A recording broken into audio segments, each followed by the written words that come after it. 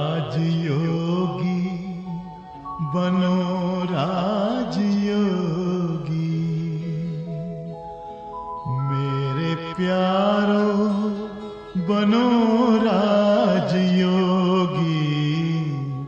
राजयोगी बनो राजयोगी, मेरे प्यारो बनो राजयोगी।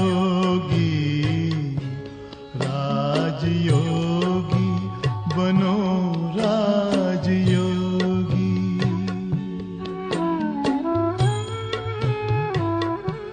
जिंदगी में परम शांति होगी, मेरे प्यारो बनो राजयोगी। राजयोगी बनो राजयोगी।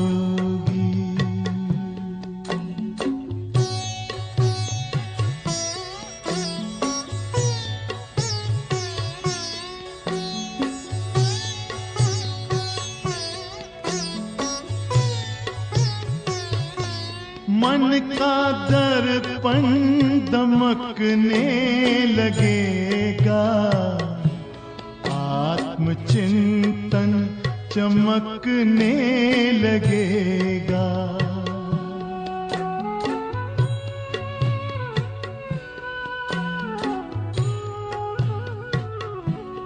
मन का दर्पण दमकने लगेगा, आत्मचिंतन चमकने लगेगा। योग पथ पर जरा चल के देखो, सारा जीवन महकने लगेगा। सारी काया हो, सारी काया बनेगी निरोगी, मेरे प्यारो बनो राजयोगी।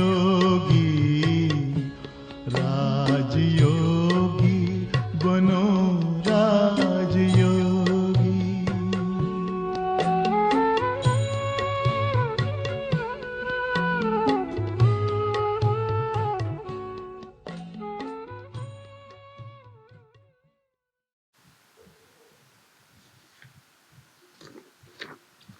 ओम शान्ति।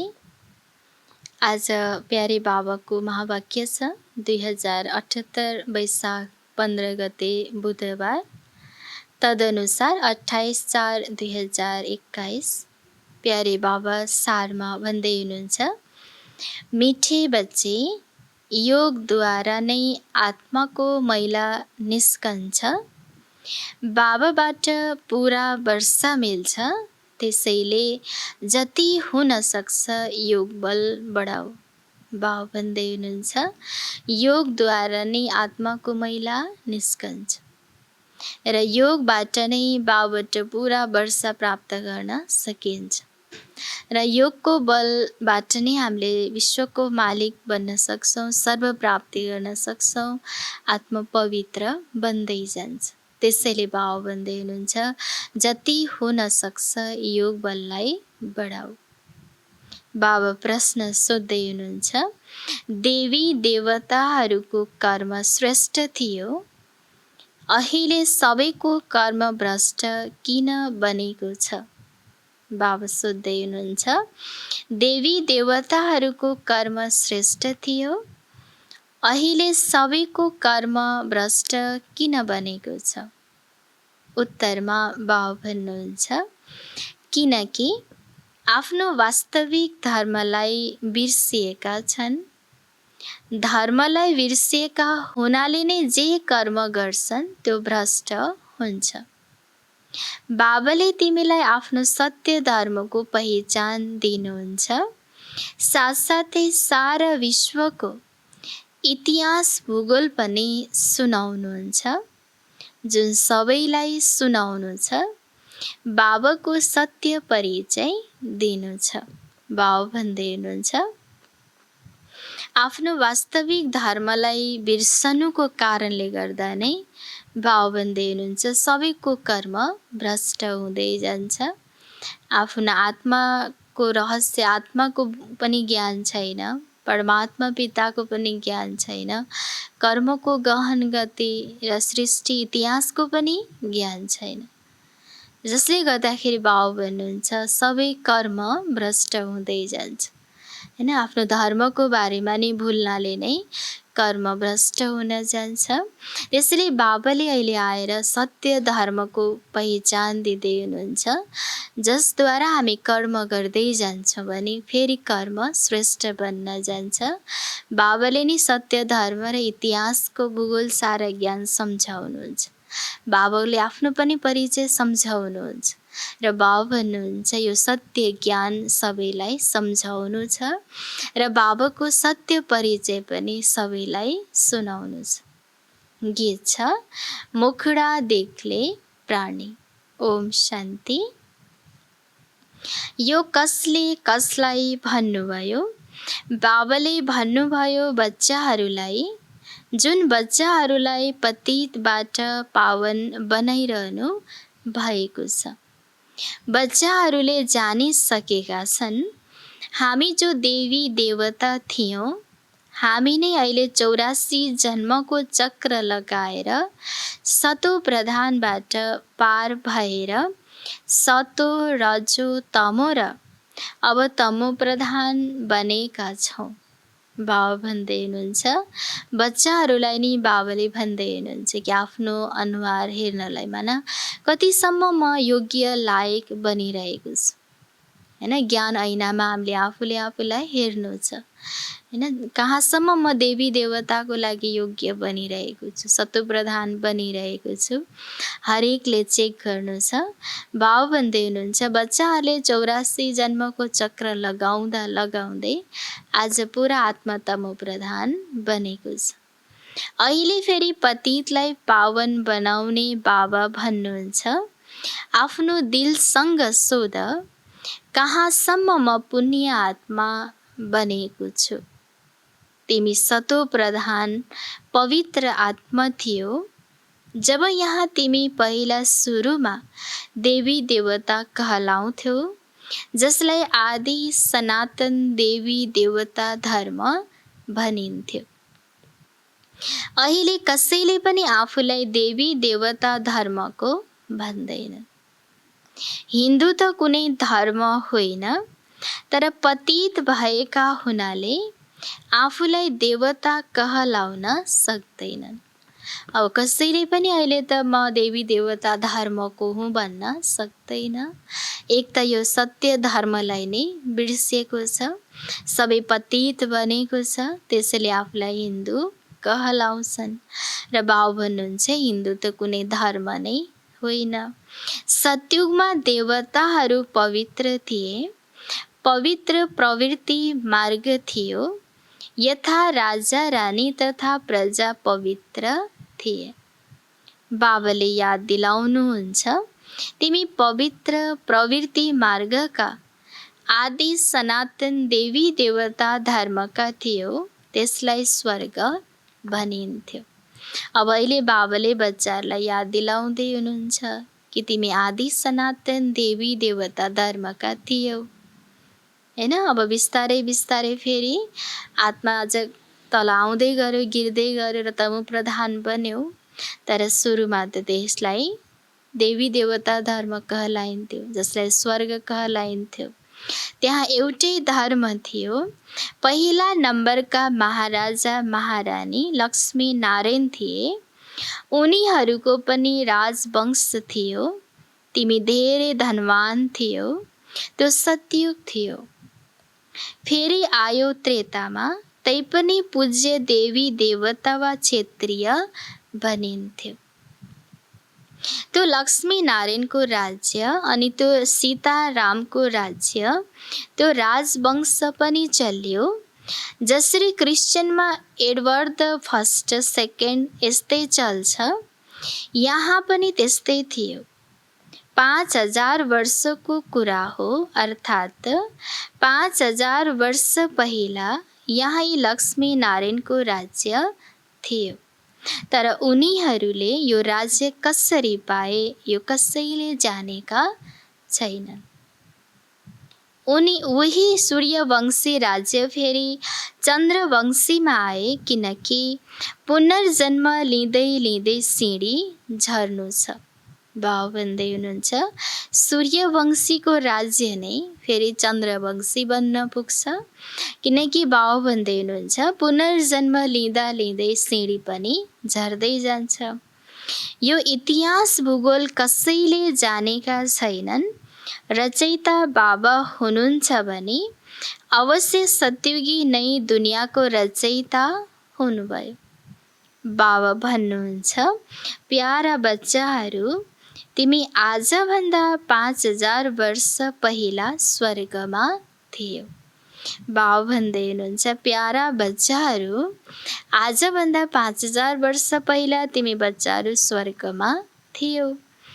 यहाँ स्वर्ग थियो, फेरि नर्कमा आएका छौ। दुनियाँले त यस विश्वको इतिहास भूगोललाई जानेका छैनन्। उनीहरूले त केवल बितेको अधुरो इतिहास जानेका छन्। सत्युग त्रेताको इतिहास भूगोललाई कसैले जानेका छैनन्। अब जुन लौकिक पढाइमा इतिहास भूगोल जो पढाइन्छ त्यसमा त यो कुनै पनि ज्ञान समावेश भएको हुँदैन। बाबा भन्छ यो ज्ञान कसैले जानेको नै छैन। जो एक बाबाले नै आएर आज सारा सत्युग त्रेताको पुरा ज्ञान सम्झाउनुहुन्छ। ऋषि मुनिहरूले पनि भनेर गए, हामीले रचयिता र रचनाको आदि मध्य अन्त्यलाई जान्दैनौँ। कसैले जान्नु पनि कसरी? बाबाले बसेर तिमीहरूलाई पनि सम्झाउनुहुन्छ। शिव बाबाले यहाँ नै दिव्य जन्म लिनुहुन्छ, जसको शिव जयन्ती पनि हुन्छ। न बाबाले नै आएर के गर्नुहुन्छ? सबैलाई सम्झाउनुहुन्छ। बाबाको दिव्य जन्म हुन्छ र जसको यादगारमा नै शिव जयन्ती मनाइन्छ। शिवरात्रि धुमधामले मनाइन्छ। शिव जयन्ती पछि फेरि हुनुपर्छ गीता जयन्ती, फेरि सँगसँगै हुनुपर्छ कृष्ण जयन्ती। तर यो जयन्तीको रहस्य मनुष्यले जानेका छैनन्। शिव जयन्ती कहिले भयो? अरू धर्मकाले त तुरुन्तै बताउँछन्। बुद्ध जयन्ती, क्राइस्ट जयन्ती कहिले भयो? अहिले सोध्न सक्छौ शिव जयन्ती कहिले भयो? कसैले बताउँदैन। शिव यहाँ आउनुभयो, आएर के गर्नुभयो? कसैले जानेको छैन। शिव हुनुभयो सबै आत्माहरूका पिता। हैन, शिव कहिले आउनुभयो, आएर के गर्नुभयो, के स्थापना गर्नुहुन्छ, के गर्नुहुन्छ? बाबा भन्नुहुन्छ त कसैले पनि जानेको छैन। आत्मा अविनाशी छ। आत्माले एक शरीर छोडेर अर्को लिन्छ। यो 84 को चक्र हो। शास्त्रहरूमा त 84 लाख जन्मको गफ लगाइदिएका छन्। आत्माको जम्मा जन्म हुन्छ 84 जन्म। तर बाबा भन्दै हुनुहुन्छ शास्त्रहरूमा त 84 लाख जन्मको गफ लगाइदिएका छन्। बाबा आएर सत्य बताउनुहुन्छ। बाबा सिवाय अरू सबैले रचयिता र रचनाको लागि झुटै बोल्छन्, किनकि यो हो नै मायाको राज्य। पहिला तिमी पारस बुद्धिका थियौ, दुनिया पारसपुरी थियो। सुन हीरा ज्वारतका महल थिए। बाबा बसेर रचयिता र रचनाको आदि मध्य अन्त्यको रहस्य अर्थात् दुनियाँको इतिहास भूगोल बताउनुहुन्छ। बाबा नै यस्तो ज्ञानको सागर हुनुहुन्छ, ज्ञानदाता हुनुहुन्छ, जो सृष्टिको रचयिता रचनाको आदि मध्य अन्त्यको ज्ञान बच्चाहरूलाई सम्झाउँदै हुनुहुन्छ, जुन ज्ञानहरू कसैले सम्झाउन सक्दैन। मनुष्यले यो जानेका छैनन्, हामी नै पहिला पहिला देवी देवता थियौँ। अहिले पतित कंगाल अधार्मिक बनेका छौ, आफ्नो धर्मलाई बिर्सिएका छौ। यो पनि ड्रामा अनुसार हुनु नै छ। यो विश्वको इतिहास भूगोल बुद्धिमा आउनुपर्छ नि। उच्च भन्दा उच्च सर्व आत्माहरूका पिता मूल वतनमा रहनुहुन्छ। फेरि छ सूक्ष्म वतन, यो हो स्थूल वतन। सूक्ष्म वतनमा केवल ब्रह्मा विष्णु शङ्कर रहनुहुन्छ हैन। मूल वतन भयो जहाँ आत्माहरू रहने ठाउँ हैन। सूक्ष्म वतनमा ब्रह्मा विष्णु शङ्कर रहनुहुन्छ र स्थूल वतन भनेको अहिलेको साकार दुनियाँ, जहाँ सबै मनुष्य प्राणी सबैको के हुन्छ, चक्र चलिरहेको हुन्छ, ड्रामा चलिरहेको छ। उनीहरूको अरू कुनै इतिहास भूगोल छैन। यी 3 तल्ला छन्। परमात्मा एक हुनुहुन्छ, उहाँको रचना पनि एक छ, जुन चक्र घुमिरहन्छ। सतयुग पछि त्रेता, फेरि द्वापर, कलियुगमा आउनुपर्छ। सृष्टिको चक्र निरन्तर घुमि नै रहन्छ, यसको अन्त्य हुँदैन। सतयुग त्रेता द्वापर कलियुग फेरि रिपिट भइरहन्छ। 84 जन्मको हिसाब हुनुपर्छ नि, जुन कसैले पनि जानेका छैनन्, न त कुनै शास्त्रमा छ। 84 जन्मको पाठ तिमी बच्चाहरूले नै खेल्छौ। बाबा त यस चक्रमा आउनुहुन्न। बच्चाहरू पनि पावनबाट पतित बन्छन्, त्यसैले पुकार्छन्, बाबा आएर फेरि हामीलाई पावन बनाउनुहोस् हैन। बाबा भन्दै हुनुहुन्छ आत्माहरू नै यो चक्रमा आउँदछ, बाबा त आउनुहुन्न। भने बच्चाहरू नै पावनबाट पतित बन्छन् र फेरि पतितबाट पावन बन्ने यो चक्र भइ नै रहन्छ, यो घुमि नै रहन्छ। सबैले एकलाई नै पुकार्छन्। रावण राज्यमा जो सबै दुखी भएका छन्, आएर उनलाई मुक्त गर्नुहोस्, फेरि रामराज्यमा लैजानुहोस्। आधा कल्प हुन्छ रामराज्य, आधा कल्प हुन्छ रावण राज्य। जो पवित्र थिए उनै पतित बन्छन्। वाम मार्गमा जानले पतित हुन सुरु हुन्छन्, भक्ति मार्ग सुरु हुन्छ। अहिले तिमी बच्चाहरूलाई ज्ञान सुनाइन्छ, जसद्वारा आधा कल्प 21 जन्मको लागि तिमीले सुखको वर्षा पाउँछौ। बाबा भन्दै हुनुहुन्छ अहिले जुन ज्ञान बच्चाहरूलाई मिलिरहेको छ, सुनिरहेका छौँ, बाबा भन्नुहुन्छ जुन ज्ञानद्वारा नि बच्चाहरूलाई 21 जन्मको लागि सुखको वर्षा मिल्छ। आधा कल्प ज्ञानको प्रारब्ध चल्छ, फेरि रावण राज्य हुन्छ, गिर्न थाल्छन्। यो सङ्गम युगमा 1 जन्मको पढाइले, पुरुषार्थले, मेहनतले बाबा भन्छ 21 जन्मको लागि वर्षा मिल्यो। अनि फेरि वाम मार्ग सुरु हुन्छ, आत्मा तल गिर्न थाल्छ। तिमी दैवी राज्यमा थियौ, फेरि आसुरी राज्यमा आयो, यसलाई नर्क भनिन्छ। तिमी स्वर्गमा थियौ, फेरि 84 जन्म बिताएर नर्कमा आएका छौ। त्यो थियो सुखधाम, यो हो दुःखधाम। 100% कंगाल 84 जन्मको चक्कर लगाउँछन्, उनै पूज्यबाट पुजारी बनेका छन्। यसैलाई विश्वको इतिहास भूगोल भनिन्छ। यो सारा हो तिम्रो चक्र। अरू धर्मकाले त 84 जन्म लिँदैनन्। बाहुन्छ सारा ज्ञान नै रहस्य नै तिमी बच्चाहरूको जो पुजारीबाट पूज्य बन्छौ र फेरि पुज्यबाट पुजारी, पतितबाट फेरि पावन, यो चक्र चलिरहन्छ, घुमिरहन्छ र बाहुन्छ यो सारा चक्र नै तिमी आत्माहरूको। अरूले त 84 को चक्र लिँदैन। उनीहरू सतयुगमा हुँदैनन्।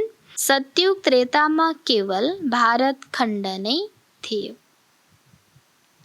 सूर्यवंशी, चन्द्रवंशी, फेरि वैश्यवंशी, शूद्रवंशी, अहिले फेरि तिमी आएर ब्राह्मण वंशी बनेका छौ देवता वंशी बन्नको लागि।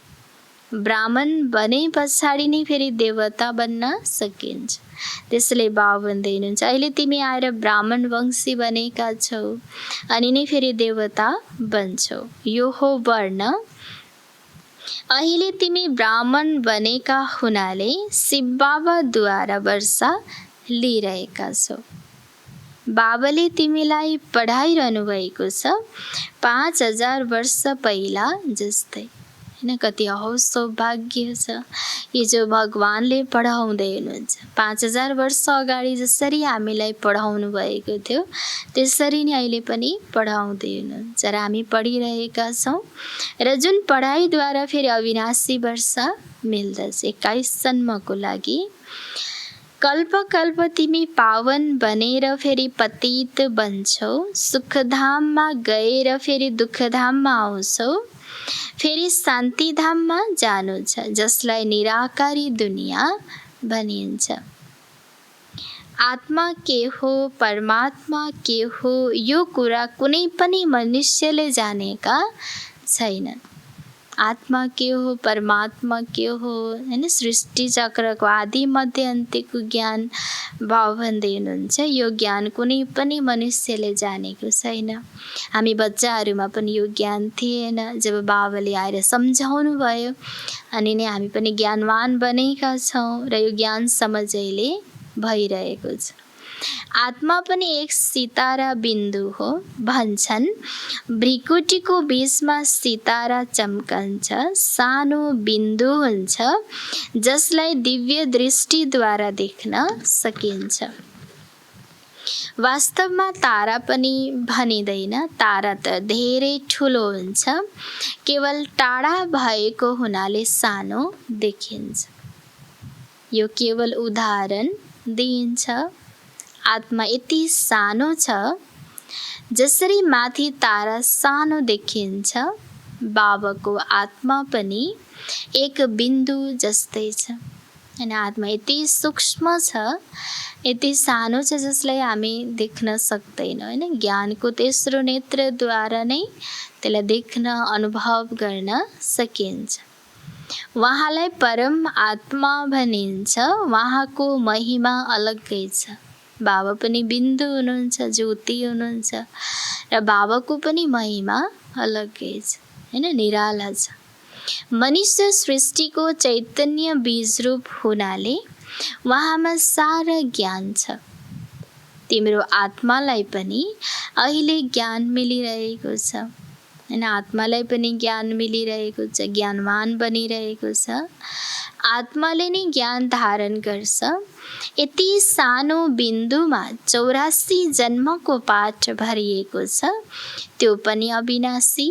84 जन्मको चक्कर लगाउँदै आएका छौ। यसको अन्त्य हुन सक्दैन। देवता थियो, दैत्य बन्यो, फेरि देवता बन्नु छ। आत्मामा 84 को चक्र फेरिरहन्छ, पाठ भरिएको छ। बाहुन्छ यसको अन्त्य त हुन सक्दैन। तिमी देवता थियौ, फेरि दैत्य बन्यौ र फेरि देवता बन्नु छ। तर अविनाशी पाठ बजाइरहनु छ। यो चक्र चल्दै आएको छ। बाँकी त सबै हुन् उपकथाहरू। इस्लामी, बौद्धी आदि कसैले पनि 84 जन्म लिँदैनन्। त्यहाँ सतयुगमा सत्य थियो, सम्पन्नता थियो, फेरि 84 जन्म लिएर भिकारी बनेका छन्। यो हो भिकारी दुनिया। 5000 वर्ष पहिला पवित्रता थियो, शान्ति थियो, सम्पन्नता थियो। बाबा भन्नुहुन्छ सतयुगी दुनियाँमा 5000 वर्ष पहिला जसलाई स्वर्ग कहलाइन्छ त्यहाँ पवित्रता थियो, शान्ति थियो, सम्पन्नता थियो, भने आज फेरि त्यो छैन। बाबाले बच्चाहरूलाई याद गराउनुहुन्छ मुख्य कुरा हो पवित्रता। बाबाले बच्चालाई याद दिलाइरहनु भएको छ कि तिमी यस्तो दुनियाँको थियो, मालिक थियो, देवी देवता थियो, त फेरि आज पुरा पतित बनेका छौ र फेरि अहिले बाबाको यादको बलद्वारा फेरि आत्मा पवित्र बन्न सक्छ, सम्पन्न बन्न सक्छ, देवी देवता बन्न सक्छ। बाबा फेरि बच्चालाई स्मरण गराउँदै हुनुहुन्छ। त्यसैले भन्छन् विकारीलाई निर्विकारी बनाउनेवाला आउनुहोस्। उहाँ नै सद्गति दिनेवाला हुनुहुन्छ, त्यसैले उहाँ नै सद्गुरु हुनुहुन्छ। अहिले तिमी बाबाद्वारा भिखारीबाट राजकुमार बनिरहेका छौ, अथवा नरबाट नारायण, नारीबाट लक्ष्मी बन्छौ। कति खुसीको कुरा छ हैन कि बाबाले आएर बच्चाहरूलाई के गर्दै हुनुहुन्छ, भिखारीबाट राजकुमार बनाउँदै हुनुहुन्छ हैन, महाराजा महारानी बनाउँदै हुनुहुन्छ। त्यसैले सदा खुसी नसामा रहनुहोस्। यो तिम्रो राजयोग हो, तिमीलाई नै अहिले बाबाद्वारा राजाई मिल्छ। आत्माले नै 84 जन्म लिन्छ, आत्माले नै पढ्छ शरीरद्वारा, शरीरले पढ्दैन। आत्माले संस्कार लिएर जान्छ। म आत्माले यस शरीरद्वारा पढ्छु, यसलाई देही अभिमानी भनिन्छ। आत्मा अलग भएपछि शरीरको केही काम रहँदैन। यो शरीरको महत्त्व तबसम्म रहन्छ जब आत्मा रहेको हुन्छ। जब आत्मा हुँदैन शरीरमा त फेरि यो शरीरको कुनै पनि महत्त्व छैन, यसलाई कसैले महत्त्व दिँदैन।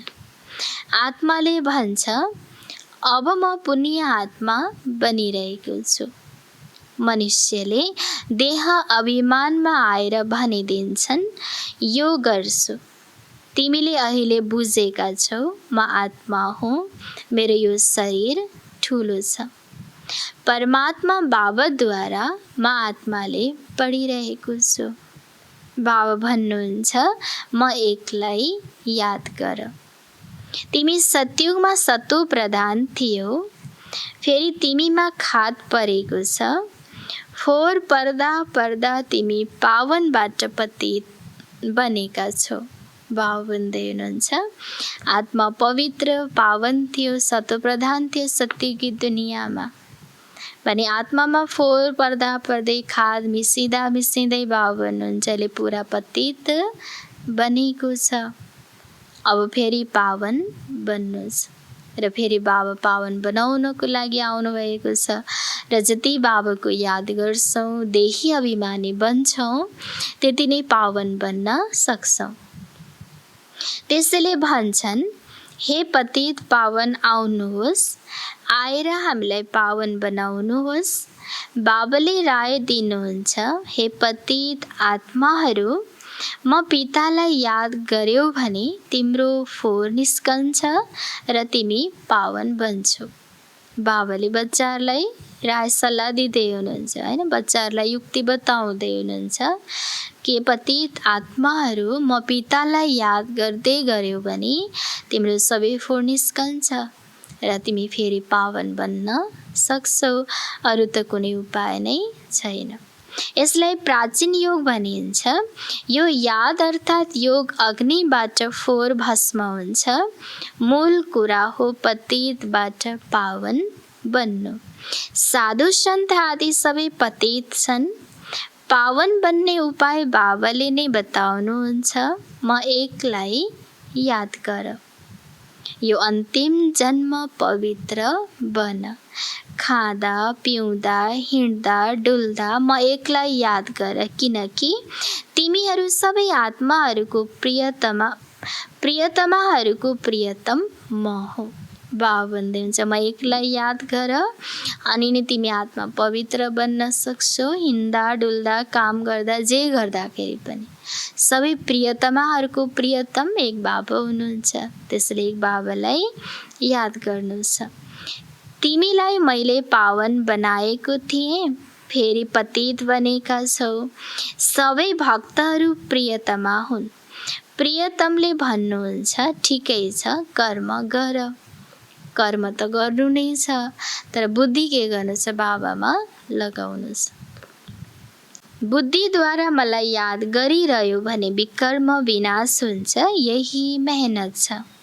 बाबालाई याद गर्नुपर्छ नि वर्षा प्राप्त गर्नको लागि। जसले धेरै याद गर्छ उसलाई वर्षा पनि धेरै मिल्छ। यो हो यादको यात्रा।